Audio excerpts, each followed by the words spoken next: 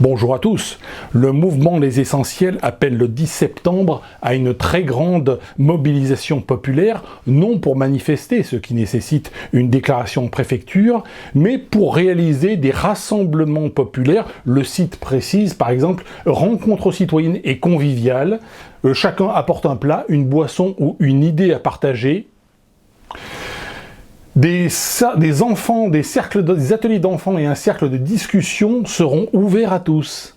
Voilà qui est follement sympathique. Alors tout cela, donc 200, 300, 500 personnes présentes, une grande fête citoyenne et conviviale, impossible à qualifier de manifestation au sens strict. Je peux vous garantir que s'il y a 300 ou 500 manifestants place de la Concorde, ça sera qualifié comme manifestation, et gardez votre argumentaire pour la comparution immédiate, comme quoi il ne s'agit pas d'une manifestation, et en l'occurrence, donc une manifestation non déclarée en préfecture, c'est du délictuel, et je peux vous garantir que celui qui appelle à ce type de manifestation ira au ballon. Donc il s'agit bien véritablement d'un mouvement qui est un mouvement largement guignolesque. Les Essentiels, ça n'est pas sérieux, il suffit de lire attentivement les propositions politiques qui sont faites sur le site internet. Ce sont des positions effectivement très politiques, il s'agit d'un programme politique extrêmement élaboré. Si vous le lisez même en diagonale, vous allez très rapidement voir qu'il s'agit d'un mouvement souverainiste socialiste. C'est ce qu'on appelle la droite socialiste, c'est-à-dire qu'il faut faire la transition écologique, mais pas trop, il faut des impôts, mais pas trop, il faut piloter l'investissement, guider l'investissement, flécher l'investissement, donc là on est vraiment dans le socialisme et le capitalisme de connivence, mais pas trop, il faut en fait pratiquer la politique d'Emmanuel Macron, mais sans Emmanuel Macron, parce que sur le site il y a bien marqué, nous appelons à la démission immédiate d'Emmanuel Macron. Et quand on creuse un petit peu, on se rend compte sur l'Europe qu'ils défendent notamment également le Frexit, la sortie de l'Union européenne.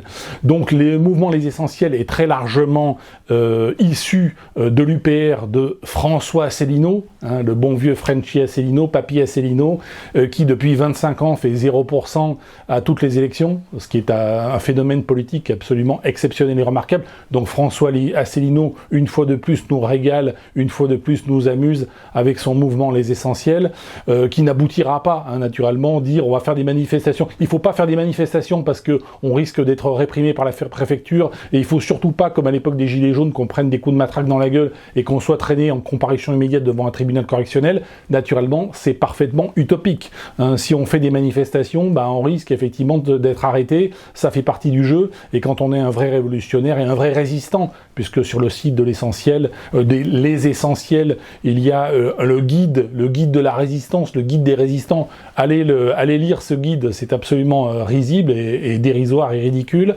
On est vraiment dans le socialisme de droite. En fait, c'est du Macron. Ils vous vendent du Macron sans Macron. Il faut faire tout le programme d'Emmanuel Macron, mais sans Macron. Macron, on n'en veut pas, et surtout sans l'Europe. Comme si l'Europe était effectivement à l'origine de la fiscalité absolument détestable et dévastatrice qu'on a en France.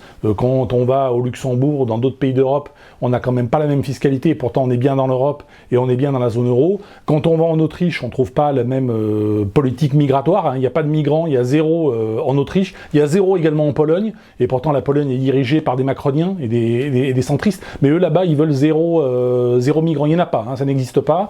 Et de même qu'au Danemark. Le Danemark comme la Pologne sont des gouvernements de gauche qui sont plus à droite que Bardella, qui sont plus à droite que le Front National en France. Donc voilà. Donc en réalité, François Asselineau depuis 25 ans nous explique que tous les malheurs viennent naturellement d'Europe. Il faut faire la politique de Macron, mais sans l'Europe et sans Macron. Voilà, c'est la ligne politique, et c'est la ligne politique des Essentiels. Donc le 10 septembre, qu'est-ce qui va se passer en France ? Il ne va rien se passer du tout. C'est un événement absolu.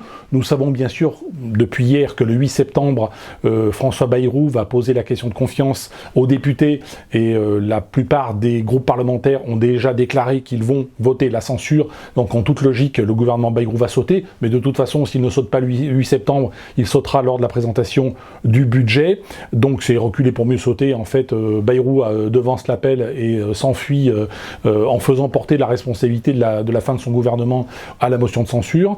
Le 12 septembre, nous savons que l'agence Fitch va dégrader très vraisemblablement la note de la France et donc les taux d'intérêt vont augmenter, mais ça ne changera rien. La solution aujourd'hui politique immédiate et de moyen court terme, c'est la dissolution de l'Assemblée nationale, c'est ce que demande le Rassemblement national, et ils ont raison, et c'est aujourd'hui, pour le mois d'octobre ou le mois de novembre, Bardella Premier ministre. Hein, ça c'est absolument évident, et sachant que les Français, contrairement à ce qui s'est passé en août 2024, ne vont pas se mobiliser pour sauver les macroniens et pour sauver la gauche au deuxième tour. Je rappelle qu'au premier tour des élections de 2024, le Rassemblement national arrive en tête dans 297 circonscriptions, donc ils ont la majorité absolue. La majorité absolue, c'est 289, donc 297, ils ont largement la majorité.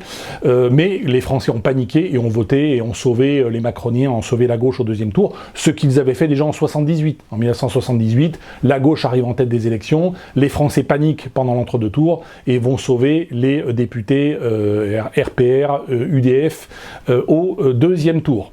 Donc il s'est répété en 2024 ce qui s'était passé en 78, mais c'est un fusil à un coup. Hein, ça ne se répétera pas en 2025 s'il y a dissolution, ce qui à mon avis est tout à fait souhaitable, mais il n'y a rien à attendre de ce mouvement, naturellement du 10 septembre, c'était le sens de cette vidéo. Voilà. Merci à toutes et à tous, et je vous dis à bientôt.